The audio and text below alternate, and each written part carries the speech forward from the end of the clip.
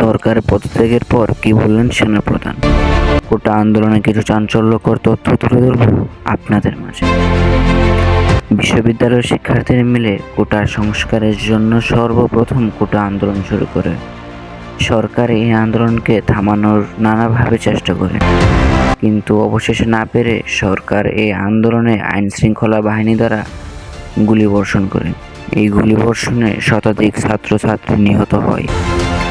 অবশেষে কোটা সংস্কার করা হলেও বিশ্ববিদ্যালয়ের শিক্ষার্থীরা এই গুলিবর্ষণে নিহত ছাত্রছাত্রীদের হত্যার বিচার চায়।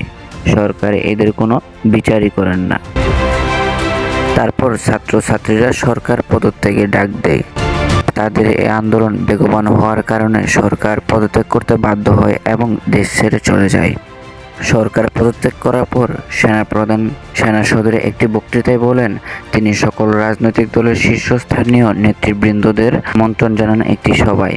সেখানে সকল রাজনৈতিক দলের শীর্ষস্থানীয় নেতৃবৃন্দ উপস্থিত থাকলেও আওয়ামী লীগের কোনো নেতৃবৃন্দ সেখানে উপস্থিত ছিল না, কারণ তাদেরকে এ সভায় আমন্ত্রিত করাই হয়নি। তারপর তিনি বলেন, তাদের এই সবাই বলা হয়েছে তাদের এই দেশকে পরিচালনা করার জন্য বর্তমানে অন্তর্বর্তীকালীন সরকার গঠন করা হবে।